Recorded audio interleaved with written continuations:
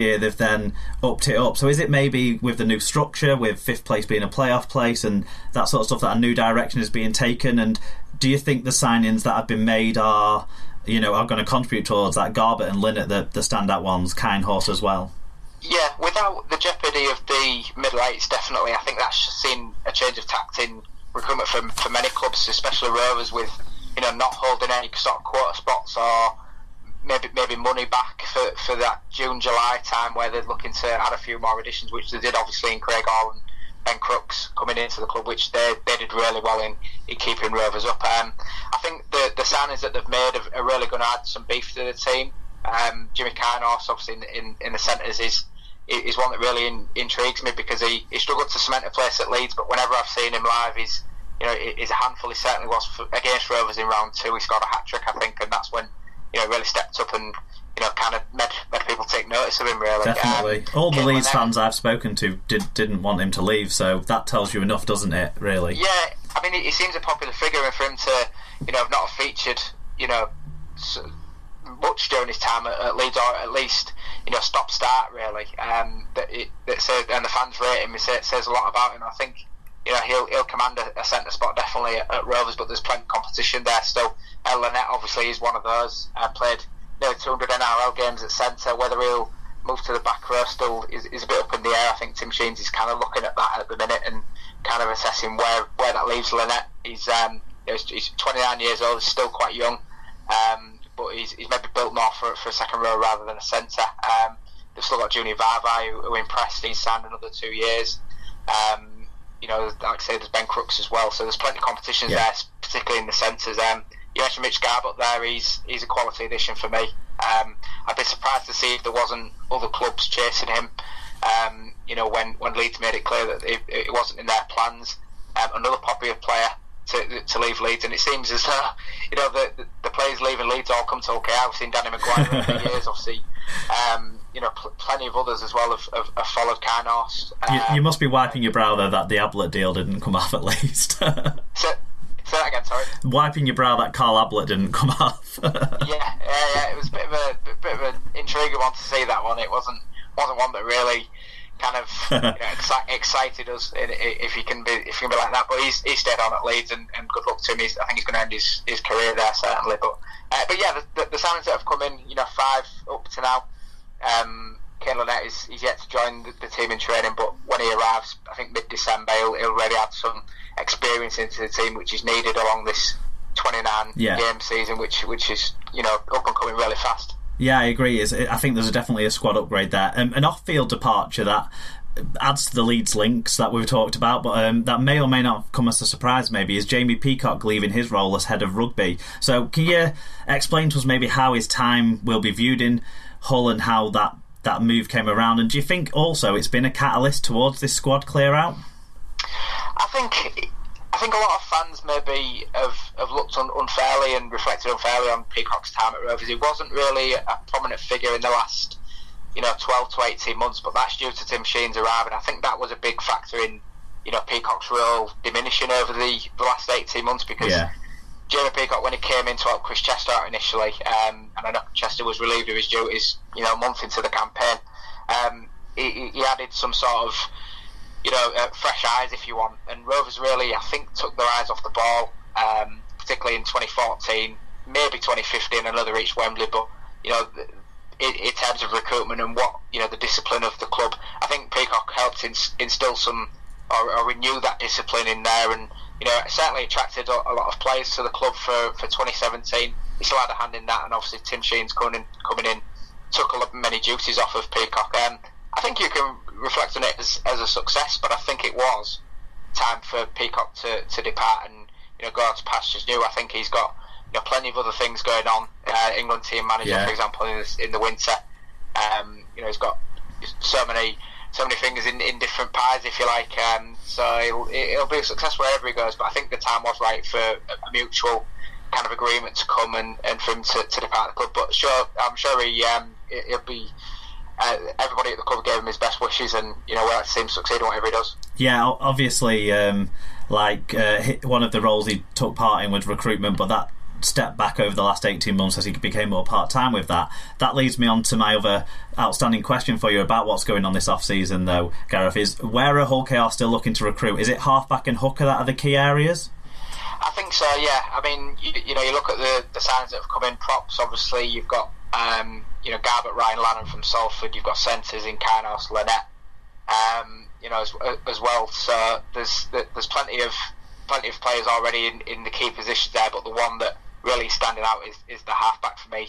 Danny Maguire confirmed he's going to retire at the end of 2019. Is one that should have let Rovers really, if they're planning for the future. I know Chris Atkin is in talks about extending his deal, and really Rovers are looking to build a team around him. But for 2020 onwards, and perhaps for a third option for 2019, they need to be looking at somebody who's going to not just challenge Maguire and Atkin, but then step up and make a real impact and try and fill Maguire's shoes in 2020 and beyond. So what are the rumours then that you're sort of hearing, Gareth? Because Morgan Smith was one that has been in the trade papers, but you with your ear to the ground more close doing the local paper scene, are you hearing anything different on that? Yeah, Morgan Smith was one that really isn't on Rovers' radar at the minute. Rovers are looking for a more experienced pivot, if you like. You mentioned the hooker there. It's not just halfback; it's the hooker as well. Which that versatility value was going to be key, because there's question marks over when Sean Lunt is going to come back into action. He obviously had that illness at the back end of the season, which he's on the mend now, but he's nowhere near sort of match fit or game fit. He's not doing any pre-season training yet. And him and Tommy Lee are both really in the 30s, aren't they? Yeah. Say that again, sorry. They're both in the 30s, aren't they, as well, the main frontline options, so you need to refresh that. Yeah, and there's nothing against Tommy Lee, but he needs some firm competition there in the hooker if he's going to succeed, obviously, this year as well. And Lunt and Tommy Lee are off contract at the end of 2019, so there's some big decisions to be made over those two roles particularly. I mean, the rumours we're hearing is Josh Drinkwater is on the radar. Obviously, he played for Catalans last year. It was great for them in their Downs Cup run, and they're a centre up the table. He's one of many on the list. There's been no firm movement on a half yet, and I think Tim Sheens is really relaxed about the situation at the moment. There's still Chris Atkins to come back into training, which is due next week, I think. So they should be up to pretty much full complement in the next week or two, with Lynette's arrival as well. So that will give him a clear indication of what's needed, I think. But I still expect to see a third, experienced and known halfback come in. Blake Ashford as well. I think he's of the New Zealand Warriors. He's another one that cropped up on the sheet. Right. He's one that can play, I think, centre and a bit of back row as well. Yeah. Back row, I've seen him play as well. Yeah, so he's a very versatile player. Kind of probably in the mould of Maurice Blair, who's gone in a weird way in terms of his ability to play in a lot of different positions. Yeah, definitely. I forgot to mention Blair at the top of the piece here, and Blair was another one that filled a lot of positions. He's real stellar service over the years for Rovers. I think he played. He's been here since 2015, so I think he was one of the longest serving players, particularly still at the club. But he's remaining in Australia. He's still there as far as we know. There's no firm plans for him to go and play top flight rugby again. We've not heard anything in that regard, but he'll be sorely missed. He was a popular figure, a player that could slot into many positions, and it'll take a lot to fill his boots. But likes of Haraki coming in, he's well experienced in Super League. There's other players as well that can really step up and step into those shoes in 2019 and beyond. So it sounds like there is still maybe a little bit of recruitment left to do. So where can people follow your reports on what's going to come up next for Hull Kingston Rovers? Yeah, you can follow the latest on our website. We have a daily live blog which we run, which covers all rugby league, including Hull FC, Hull KR. You can visit that at hull-live.co.uk. Myself, I'm on Twitter. It's at G_Westmorland. And if you just do a Hull KR, Hull Live search in Facebook, you can find us there as well. So there's plenty of ways where you can catch up on our coverage. That's brilliant. Thanks for covering the off-season ins and outs and rumours for us, Gareth. No problem. Thanks very much. Gareth, we couldn't let you go without getting your 2019 forecast. A little bit with your journalist eyes on it, I suppose, but a little bit with your fan eyes on it too for the Hull Kingston Rovers side. So how do you think they're going to get on in 2019, and do you think they can make a run for that top 5 playoff places? I don't think the top 5 is in the realistic aims of the club. Obviously, every side would want to be in that mix, but for a team that's come up in 2017 for 2018 and consolidate the place, gain survival, I think just potentially top 8 is the dream.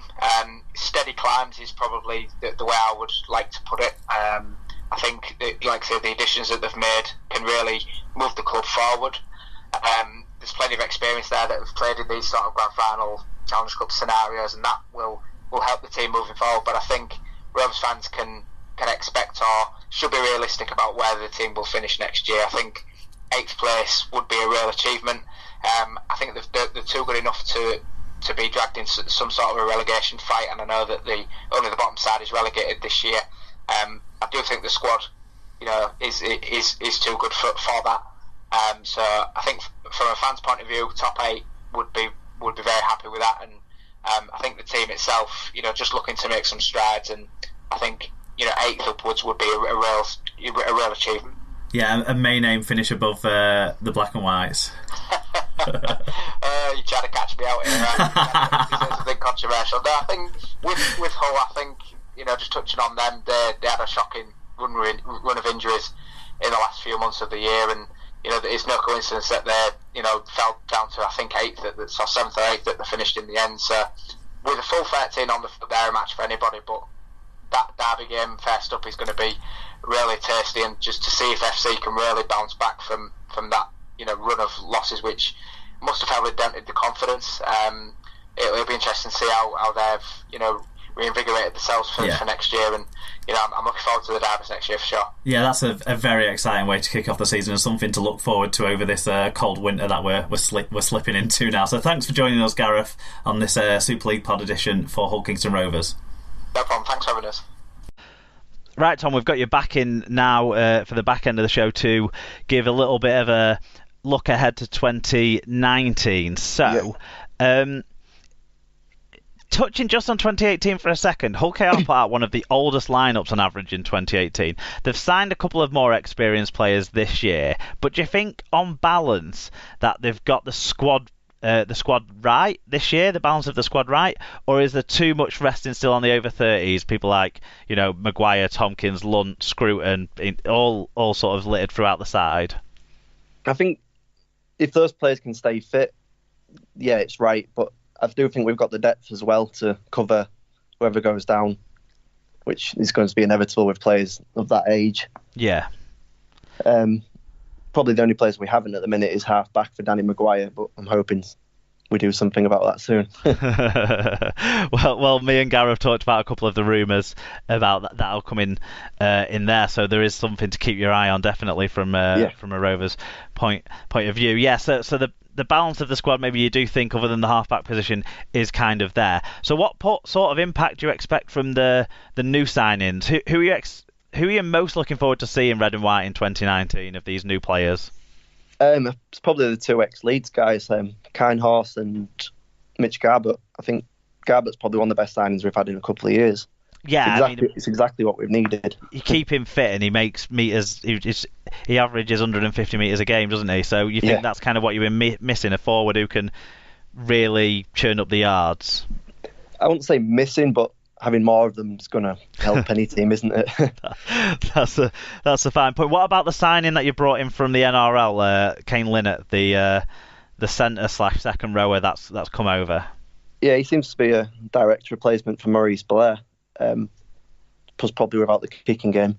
But if he's played that many games in the NRL, he must have something about him. I don't watch too much NRL, to be honest, so I've not seen a lot of him. I thought he was older than he is. I think he's 29. I thought he was a few years older than that. So actually, it probably does help more of those middle kind of aged players who've got experience and quality, but also a little bit left in the tank as well, into that squad, doesn't it? Yeah, sure. There's not many of those about, is there? I suppose the big question is, do you think you can make a run for the top 5 playoff places with this squad that you've put together? Top 5 might be a little bit ambitious. I think realistically we want to be going for around the 8th spot. Yeah, sort of top show 8. some growth. Yeah, progression from last year. Yeah, I think do you think that's realistic then? Do you expect progression from last year? I